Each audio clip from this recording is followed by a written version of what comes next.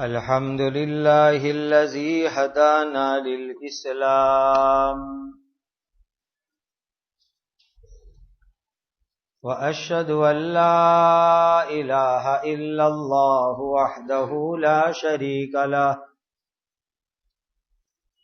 وأشهد أن سيدنا وشفيعنا ومولانا محمدا عبده ورسوله صلوات الله تبارك وتعالى عليه وعلى آله وأصحابه وذرياته وأهل بيته وأهل طاعته وبارك وسلم تسليما كثيرا كثيرا. أما بعد فأعوذ بالله من الشيطان الرجيم. بسم الله الرحمن الرحيم. وجاوزنا ببني إسرائيل البحر فأتوا على قوم يعكفون على أصنام لهم قالوا يا موسى اجعل لنا إلها كما لهم آلهة قال إنكم قوم تجهلون إن هؤلاء متبر ما هم فيه وباطل ما كانوا يعملون. یہ سورۃ الاعراف کی آیت نمبر 138 اور 139 ہے. اللہ سبحانہ و تعالی کے فرمان کا خلاصہ ہے.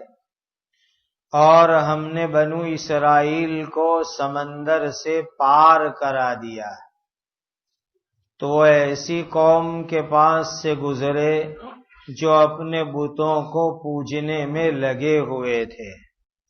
تو وہ بنی اسرائیل بولے موسیٰ ہمارے لیے بھی ایسا ہی دیوتا یعنی معبود مقرر کر دیجئے جیسے کہ ان لوگوں کے دیوتا ہے.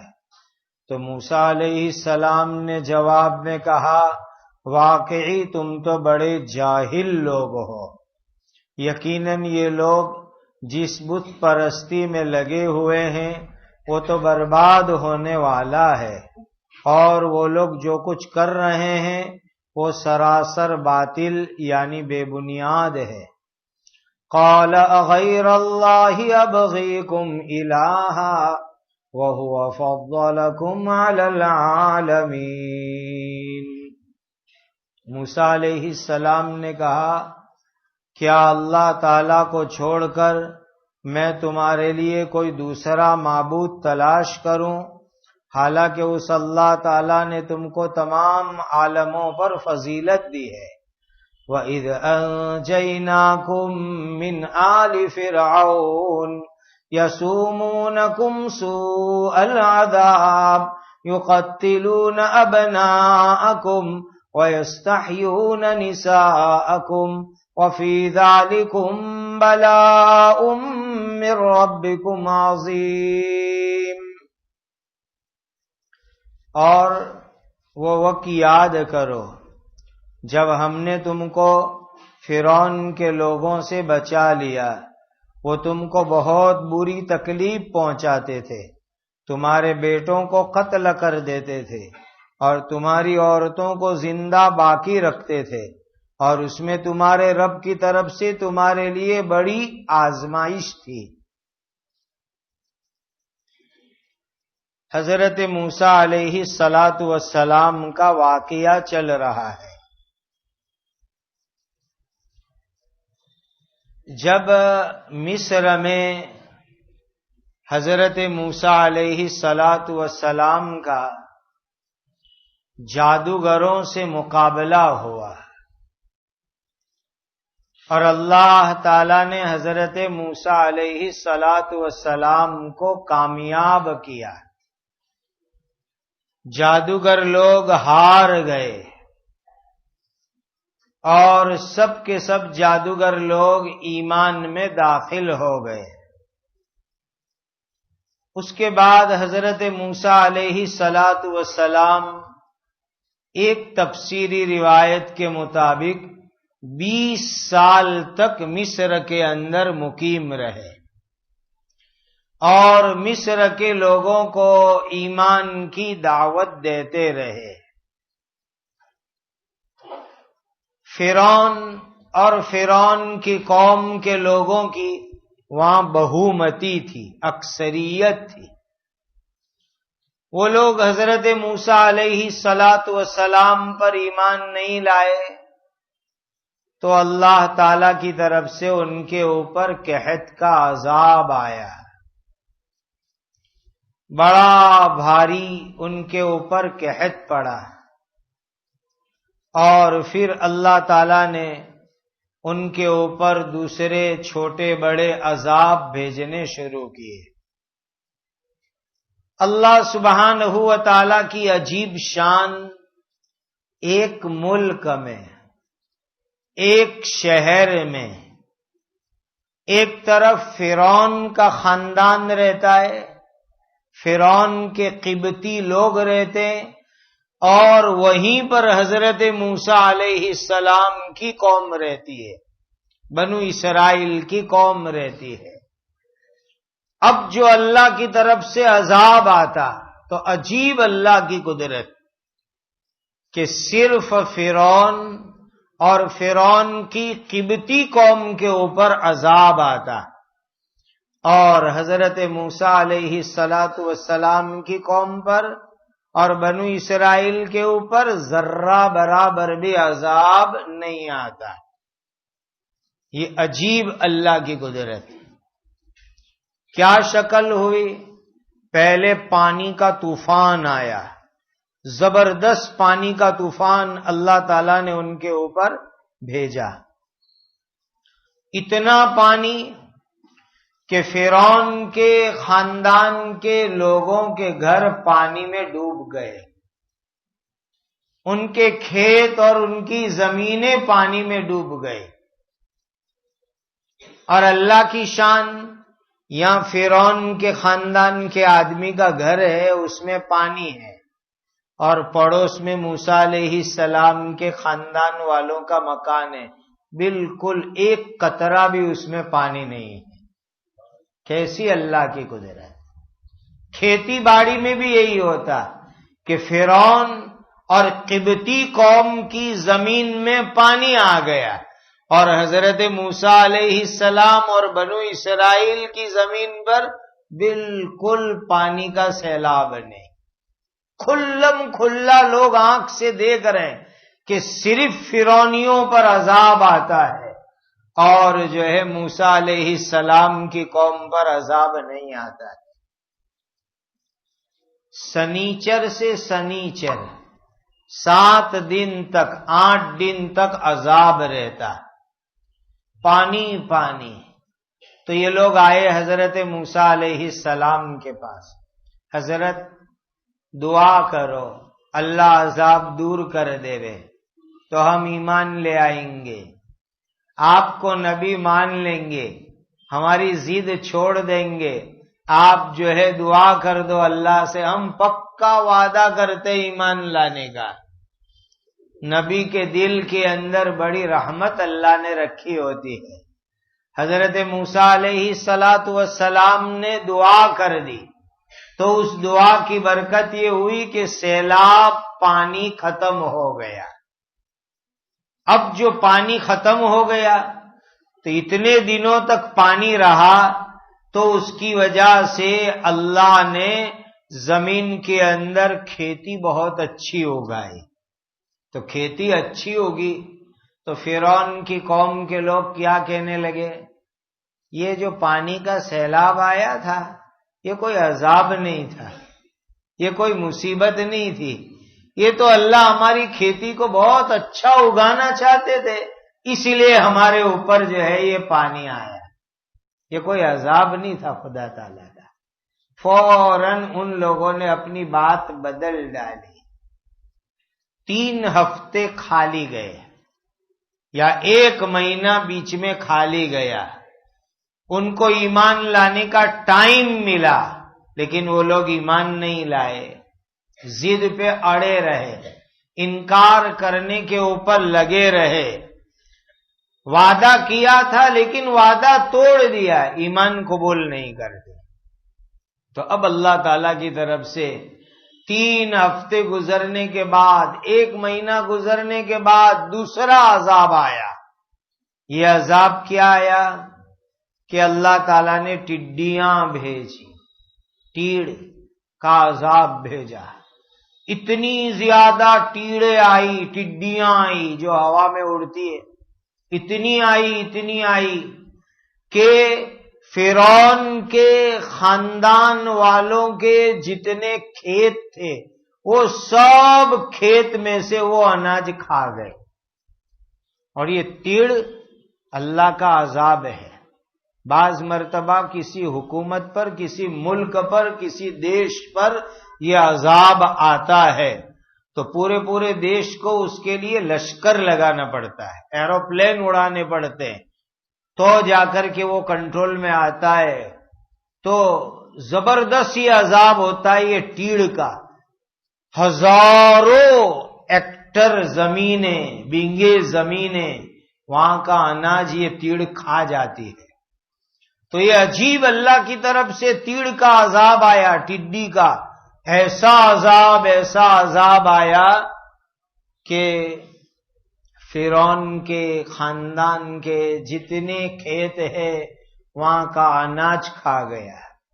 پھر فرعونیوں کے گھروں میں ٹڈی آئی، وہاں جو اناج تھا وہ بھی کھا گئی. گھر کے اندر جو لکڑی ہوتی ہے، مکان میں لکڑا لگا ہوتا ہے، اس زمانے میں زیادہ مکان لکڑے کے ہی ہوتے تھے، تو وہ لکڑے بھی کھا گئے وہ تیڑ. ایسا خدا کا عذاب.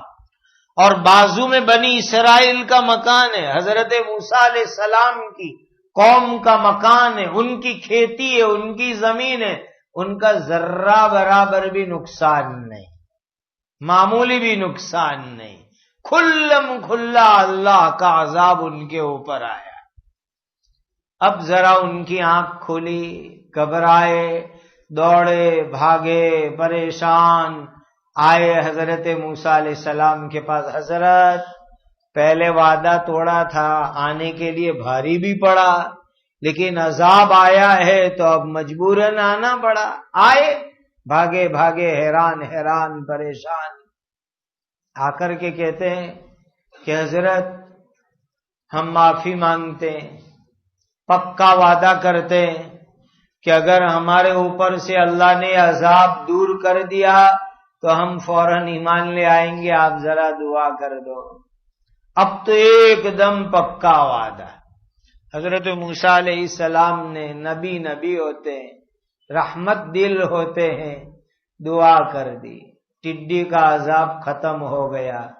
ہر عذاب 8 دن تک رہتا تھا.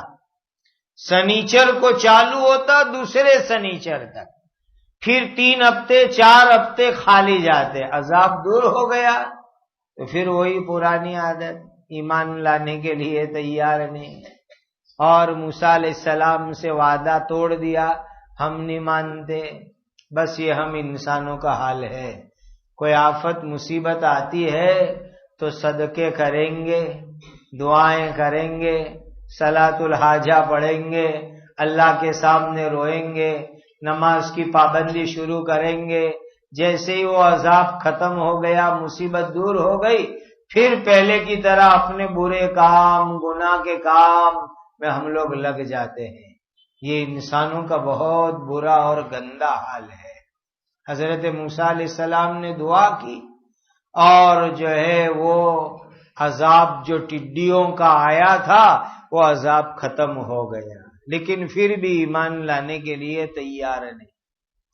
تو 3 مہینہ گزرنے کے بعد اللہ تعالی کی طرف سے ایک نیا عذاب آیا کہ انسانوں کے بدن کے اندر جوئیں پڑی. 8-10 جوں ہوتی ہے تو رات کی نیند ختم ہو جاتی ہے، آدمی کھجالتے بیٹھتا ہے، اس کو نکالنے کی فکر کرتا ہے۔ یہ تو پورے بدن میں جوئیں، اتنی جوئیں کہ بال کھا گئے، سب کی ٹالیں پڑ گئی، اور یہ جو آنکھ کے اوپر یہ پلک کے بال ہے اور یہ بھوں کے بال ہے، وہ بال بھی وہ جوئیں کھا گئے۔ اتنا خطرناک عذاب ان کے اوپر آیا، حیران پریشان کہ پورے بدن میں جوئیں چلتی ہے، بال کھا گئی، اور انسان دکھی ہو گئے۔ اور گھر کے اندر جو اناج کے ڈبے ہوتے ہیں، اس کے اندر وہ جو اناج کے کیڑے ہوتے ہیں، وہ کیڑے پڑ گئے اندر۔ اور اناج کا کیڑا کیسا ہوتا ہے؟ اندر سے وہ اناج کھا جاتا ہے اور اوپر سے کھوکھلا رہ جاتا ہے۔ گیہوں کا دانہ اندر سے کھائے گا اور اوپر سے خالی چھلکا رہ جائے گا۔ ایسے چھلکے ہو گئے، تفسیروں میں لکھا ہے کہ 10 کلو کوئی آدمی اناج لے کر چکی میں پسوانے جاوے تو 10 کلو میں سے 3 کلو آٹا نکلے، ایسے کھوکھلے اناج ہو گئے، ایسا اس کے اندر جو ہے کیڑے پڑنے لگے، ایسا خدا کا عذاب۔ تو پھر آئے حضرت موسیٰ علیہ السلام کے پاس، حضرت معاف کر دو، پہلے ہم نے بہت وعدہ خلافی کی ہے، اب ایسا نہیں کریں گے، اب تو ایمان لے آئیں گے، اب تو پکے اسلام میں داخل ہو جائیں گے، اور اب آپ کی نبی کی بات ماننے والے ہو جائیں گے، حضرت اب معاف کر دو۔ پھر آئے سچی پکی توبہ کرتے ہوئے، تو حضرت موسیٰ علیہ سچی بناوٹ کی، بار کی، اندر سے تو دل کے اندر تو ایمان اترا ہوا نہیں تھا۔ حضرت موسیٰ علیہ السلام نے دعا مانگی، اور اس دعا کی برکت سے جو ہے وہ جوں والا عذاب اللہ نے دور فرما دیا، عذاب دور ہو جاتا ہے۔ کہتے حضرت ابھی کل ہی عذاب گیا ہے نا، 2-4 دن بعد ایمان لائیں گے۔ پھر 2-4 دن نکلتے، حضرت ہفتہ جانے تو پھر ایمان لائیں گے، حضرت ابھی تھوڑے دن بعد ایمان لائیں گے، بس کل پرسوں ترسوں اس طرح وعدے کر کے ٹالتے رہتے تھے، اور ایمان لانے کے لیے بالکل تیار نہیں، یہاں تک کہ تقریباً 1 مہینہ اور گزر گیا، ایمان کا وعدہ پورا نہیں ہوا، نبی کی بات ماننے کا وعدہ پورا نہیں ہوا، تو پھر اللہ تعالیٰ نے ایک چوتھا عذاب بھیجا۔ کیا عذاب بھیجا؟ مینڈک کا عذاب، اتنا ڈینجر مینڈک کا عذاب کہ فرعون کی قوم کے گھر میں مینڈک بھر گئے، اتنے مینڈک کہ بستر کے اوپر وہ 1 کروٹ سوتے تو باقی پورے پلنگ پر مینڈک آ جاتے، کروٹ بھی نہیں پلٹ سکتے، اتنے مینڈک ان کے گھروں کے اندر، کھانے میں مینڈک، برتن میں مینڈک۔ اور عجیب بات تفسیر کی کتابوں میں لکھی ہے کہ کبھی یہ لوگ دسترخوان پر ساتھ کھانے بیٹھتے، تو اگر فرعون کی قوم کے لوگ بیٹھے تو سب کے برتنوں میں مینڈک، بھوکے رہنے لگے، کون کھاوے مینڈک والا کھانا؟ تو پھر یہ جاتے موسیٰ علیہ السلام کی قوم والوں کے گھر، ہم بھوکے ہیں، ذرا کھلاؤ ہم کو تمہارے گھر میں، ہمارے یہاں تو مینڈک ہے، دیکھو نا تمہارے گھر میں ایک بھی مینڈک نہیں ہے۔ کھلا آنکھ سے دیکھتے کہ فرعونیوں کے گھر میں مینڈک، اور موسیٰ علیہ السلام کی قوم کے لوگوں کے گھر میں ایک مینڈک بھی نہیں، تو وہاں جاتے، کہا ہم کو تمہاری یہاں کھانا کھلاؤ، تو بیچارے دسترخوان بچھاتے کہ چلو اپنے شہر کے لوگ ہیں، بھوکے ہیں، پریشان ہیں، ان کے گھروں میں مینڈک گھسے ہیں، اپنے کھلاوے ان کو، ایک دسترخوان پر بٹھاتے۔ تو اللہ کی قدرت یہ ظاہر ہوتی کہ جس پلیٹ میں موسیٰ علیہ السلام کے خاندان کا آدمی کھاتا اس میں کھانا رہتا، اور بازو میں بیٹھا ہے فرعون کی قوم کا آدمی تو اس کے برتن میں مینڈک آ جاتے، کھلا اللہ تعالیٰ کا عذاب۔ تو انہوں نے اخیر میں بھوک سے مجبور ہو کر یوں کہا، بھائی تم ایک کام کرو، یہ تو ہم بھوکے مر رہے ہیں، تم اپنے ہاتھ سے ہمارے منہ میں لقمہ دو. یہ تو ہمارے برتن میں بھی ایک دسترخوان پر ہے پھر بھی مینڈک آ جاتے, تم اپنے ہاتھ سے ہم کو لقمے کھلاؤ. تو وہ موسیٰ علیہ السلام کے خاندان کا اسرائیلی آدمی لقمہ لے کر وہ فرعونی کو کھلانے جاتا تو اس کے ہاتھ میں کھانا ہوتا, اور جیسے فرعونی کے منہ کے پاس پہنچتا کوئی مینڈک کود کے آ کے وہاں بیٹھ جاتا. ایسا عجیب عذاب اللہ تعالی کی طرف سے ان لوگوں کے اوپر مسلط ہوا. حیران حیران پریشان پریشان ہو گئے. پھر آئے حضرت موسیٰ علیہ السلام کے پاس. 8 دن ہو گئے. حضرت دعا کر دو. بہت غلطی کی, بہت گستاخی کی, بہت بے ادبی کی, بہت وعدے توڑے, اب تو ضرور ایمان لے آئیں گے, دعا کر دو حضرت. حضرت موسیٰ علیہ السلام بھی کہتے کیا تم لوگوں نے نبی کے ساتھ بات کو کھیل بنا رکھا ہے؟ تم سوچتے نہیں کس سے بات کرتے ہو؟ ایک نبی سے تم بات کر رہے ہو, وعدہ نبی سے کر رہے ہو, کوئی بچوں کے کھیل کھیل رہے ہو کہ ابھی وعدہ کیا اور توڑ ڈالا؟ یہ اللہ کے نبی کا معاملہ ہے. تم پکا وعدہ کر کے جاتے ہو کہ ہم مانیں گے, ایمان لائیں گے, اسلام میں داخل ہو جائیں گے. یہ کیا بات ہے؟ کیا تھوڑی دیر کے بعد آ کر کے تم لوگ جو ہے ایسی باتیں کرتے ہو؟ پھر بھی جب ان لوگوں نے پکا وعدہ کیا, بہت افسوس کیا, تو حضرت موسیٰ علیہ السلام نے دعا کر دی اللہ کی بارگاہ. اندازہ لگاؤ کہ نبی کے دل میں اپنی امت کے بارے میں کتنی ہمدردی ہوگی, کتنی شفقت ہوگی, کتنا پیار ہوگا. اتنے وعدہ توڑنے والوں کے لیے بھی نبی برابر دعا ہی دعا کرتے جا رہے ہیں. دعا کی تو مینڈک والا عذاب ختم ہو گیا. پھر 1 مہینہ آیا بیچ میں, لیکن اب بھی ایمان لانے کے لیے تیار نہیں, پھر بھی ماننے کے لیے تیار نہیں. بہت سمجھاتے حضرت موسیٰ علیہ السلام کہ دیکھو بھائی کتنے عذاب آئے تم پر, کھلم کھلے عذاب آئے, اب تو ایمان لاؤ. پھر بھی نہیں.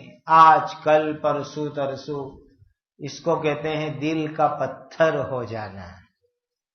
جب انسان کا دل گناہ کرتے کرتے کالا پتھر جیسا سخت ہو جاتا ہے تو پھر اللہ کی طرف سے اس طریقے کا عذاب آتا ہے کہ وہ آدمی ایمان لانے کے لیے تیار نہیں ہوتا, توبہ کرنے کے لیے تیار نہیں ہوتا, استغفار کرنے کے لیے وہ تیار نہیں ہوا کرتا.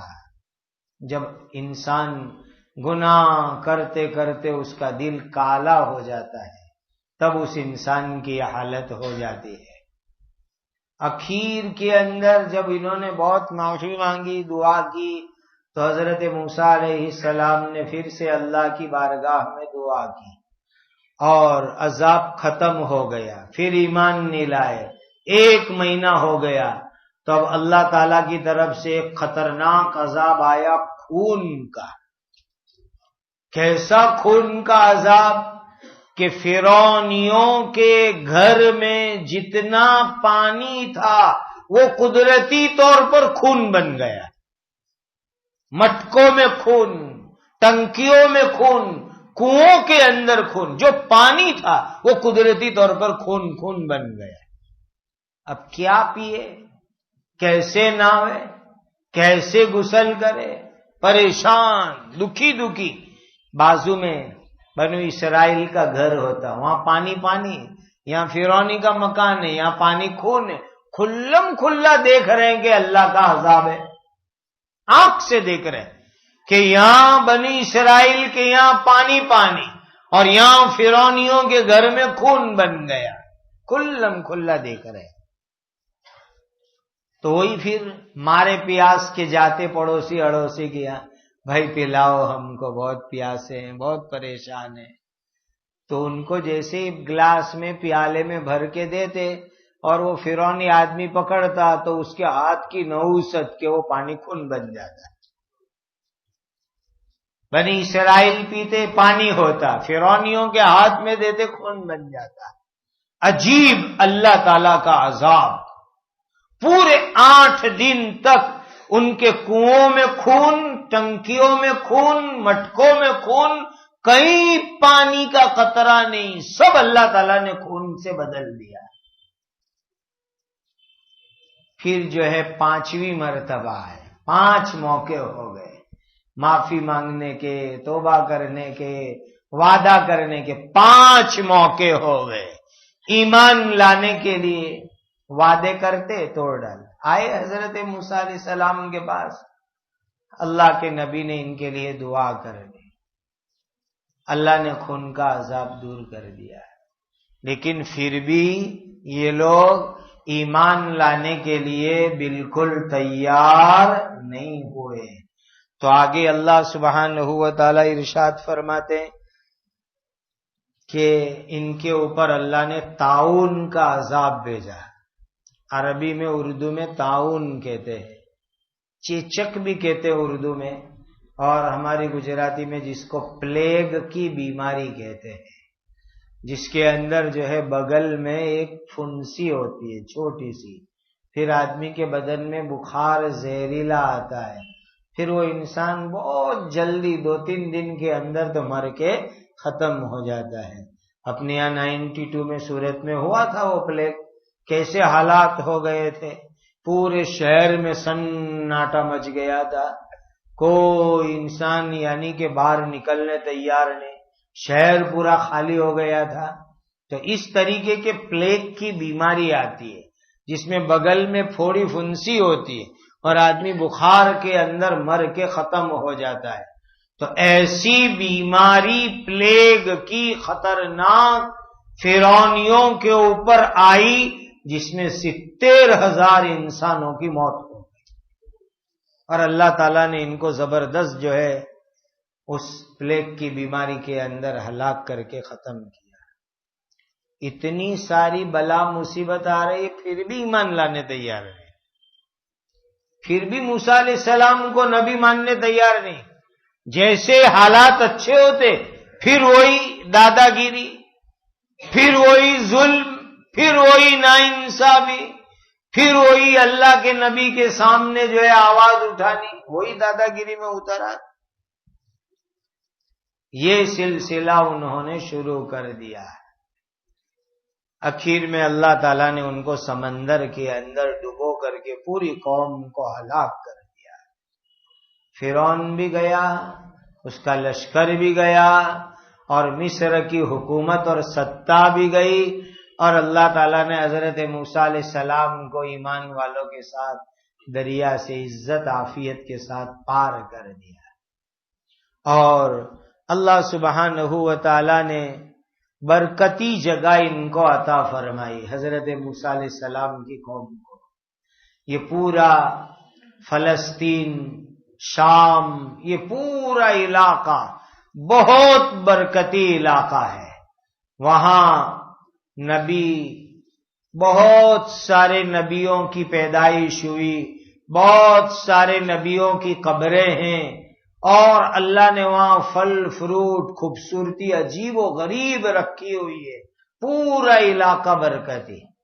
اور خود مصر، ایجپٹ، وہ بھی بڑا برکت والا علاقہ ہے۔ حضرت عمر رضی اللہ تعالیٰ عنہ فرماتے ہیں کہ مصر میں، ایجپٹ کے اندر برکت یہ ہے کہ یہاں جنتی ندی نیل بہتی ہے۔ یہ نائل ندی جو ہے اس کو حدیث میں نبی کریم صلی اللہ علیہ وسلم نے جنت کی ندی بتلایا ہے کہ یہ جنتی ندی ہے۔ تو پورے مصر کے اندر یہ جنتی ندی نیل بہتی ہے، یہ برکت ہے۔ اور حضرت عبداللہ ابن عمر رضی اللہ تعالیٰ عنہما فرماتے ہیں کہ اللہ تعالیٰ نے برکت کے 10 حصے کیے، اس میں سے 9 حصے اللہ نے مصر میں رکھے، اور برکت کا 1 حصہ پوری دنیا میں اللہ نے پھیلایا۔ اتنی بابرکت جو ہے مصر کی زمین ہے، اور پڑوس کے اندر فلسطین اور شام کی زمین ہے۔ یہ جب تک یہ گنا اور سیرڈی نہیں تھی، وہاں تک دنیا کے اندر لوگ میٹھا کیا کھاتے تھے؟ کبھی سوچا اس کو؟ صرف ہنی اور شہد کے ذریعے سے لوگ میٹھا کھا سکتے تھے. اسی لیے نبی کریم صلی اللہ علیہ وسلم کے مبارک زمانے میں شکر نہیں تھی، گڑ بھی نہیں تھا، گنا بھی نہیں تھا. حضور کے زمانے کے اندر جو بھی چیز میٹھی بنتی، دودھ میٹھا بنانا ہو یا حلوہ بنانا ہو تو شہد سے بناؤ، اور کوئی چیز میٹھا کرنے کی نہیں تھی. اس لیے حدیث میں آتا ہے کہ نبی کریم صلی اللہ علیہ وسلم کو میٹھی چیز پسند تھی، اس میں شہد گرتا تھا. پھر یہ گنا سیرڈی یہ مصر ایجپت میں ہوتی تھی، وہاں سے دھیمے دھیمے دنیا کے اندر گئی، تب جا کے شکر آئی، گڑ آیا، اور دنیا کے دوسرے علاقوں میں میٹھا زیادہ ہوا. ورنہ پہلے میٹھا کھانے کا ایک ہی ذریعہ تھا کہ شہد کے ذریعے سے لوگ میٹھا کھاوے. میں کہتا ہوں کہ اچھا زمانہ تھا کہ شہد کے ذریعے سے لوگ میٹھا کھائیں گے تو کم سے کم شوگر تو نہیں ہوگی، اس لیے کہ شہد میں اللہ نے شفا رکھی ہوئی ہے. یہ شوگر کی بیماری آئی کہاں سے؟ جتنی شکر زیادہ کھاتے ہیں، لوگ کہتے ہیں ایسا، اس طرح شوگر آتی ہے طبیعتوں کے اندر. اور یہ گنے سے بنتی ہے اور اس میں سے گڑ تیار ہوتا ہے، اور اس کی شروعات مصر سے ہوئی، ایجپت سے ہوئی، جس زمین کے اندر اللہ تعالیٰ نے بڑی برکت رکھی. تو اللہ تعالیٰ نے جو ہے ان لوگوں کو اس زمین کی حکومت عطا فرمائی، اور وہاں اللہ تعالیٰ نے ان کو آباد کیا.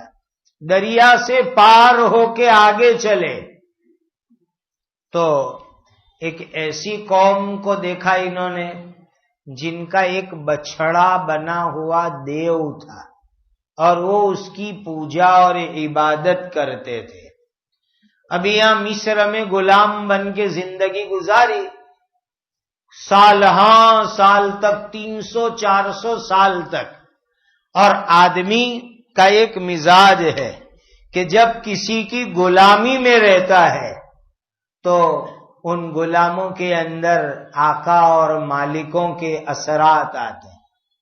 ہمارا ملک آزاد ہوئے 70 سال سے زیادہ ہونے آئے، لیکن اب تک ہمارے اندر غلامی کی نشانیاں ہیں کہ ہم لوگوں کو انگریزی کا بڑا شوق ہے. یہ انگریزوں کی غلامی کا اثر ہے، ورنہ ہمارے ملک میں انگریزی کیسی؟ اس دیش کی راشٹر بھاشا تو ہندی ہے، اور یہاں تو جو ہے الگ الگ صوبوں میں الگ الگ زبان بولی جاتی ہے. کہیں انگریزوں کے آنے سے پہلے انگریزی زبان تھی نہیں پورے ملک میں. کوئی ہسٹری ہم کو بتلا دے کہ پورے دیش کے اندر کہیں بھی انگریزی بولی جاتی ہو تو. یہ تو ہم 1857 سے لے کر 1947 تک جو غلام رہے تو وہ غلامی کا اثر ہے کہ ہمارے اندر انگریزی آئی، ورنہ یہ ہمارے دیش کی بھاشا نہیں ہے. جو ملک جو قوم کسی کی غلام بن کے رہتی ہے تو اس قوم کا اثر ان میں آتا ہے، ہر چیز میں آتا ہے. تو بنو اسرائیل مصر میں غلام رہے تو غلامی کا اثر ہی آیا کہ وہاں انہوں نے دیکھا تھا کہ وہاں بھی بت پرستی ہوتی ہے. تو بنی اسرائیل کے دماغ میں بھی تھوڑی تھوڑی بت پرستی آئی. تو دریا پار کر کے جب جانے لگے تو حضرت موسیٰ علیہ السلام کو کہ حضرت اپنا خدا تو اپنے کو دکھتا نہیں ہے، اور ان کا خدا یہ رہے بچڑے دیو ان کو دکھتے ہیں، تو ہمارے لیے بھی کوئی ایسا دکھے ایسا خدا بناؤ. یہ تو خدا ہم کو دکھتے بھی نہیں ہیں. حالانکہ پوری دنیا میں ہر جگہ اللہ کی قدرت آپ کو دیکھنے کو ملے گی، ہر جگہ اللہ کی قدرت نظر آئے گی، اور اس میں اللہ نظر آئیں گے. کوئی گلاب کے پھول میں بتلاوے کہ خوشبو کہاں ہے؟ کوئی بتلا سکتا ہے خوشبو کہاں ہے؟ اللہ نے رکھی ہے، لیکن کوئی بتلا سکتا ہے یہ رہی خوشبو؟ جس طرح خوشبو پھول میں چھپی ہے، اللہ تعالیٰ اپنی ہر چیز بنائی ہوئی کے اندر خدا چھپے ہوئے. اس کی قدرت ہمارے سامنے ہے، اس سے ایمان ہمارا مضبوط ہوتا ہے. تو لوگ حضرت موسیٰ علیہ السلام سے ایسی ڈیمانڈ کرنے لگے، ایسی مانگنی کرنے لگے. حضرت موسیٰ علیہ السلام نے کہا تم جاہل لوگ ہو، یہ بچڑا تو کل ختم ہو جائے گا، جل جائے گا، مر جائے گا، مٹی میں مل جائے گا، وہ اللہ جو ہمیشہ باقی رہنے والے ہیں اس ایک اللہ تعالی کی عبادت کرو۔ اللہ نے تم کو مصر میں غلامی سے آزادی دلوائی، وہاں تمہارے بچوں کا قتل ہوتا تھا، اب تم آزاد ہو، عزت کے ساتھ ہو، تو ایک اللہ کی عبادت کرنے والے بنو۔ یہ حضرت موسیٰ علیہ السلام نے ان کو ایمان کی دعوت دی۔ اللہ ہم سب کو حقیقت ایمان کی دولت سے مالا مال فرما دے۔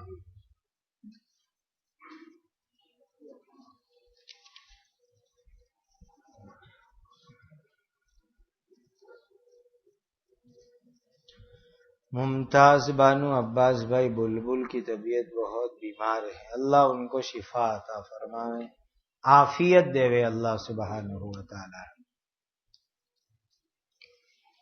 درود شریف پڑھ لو۔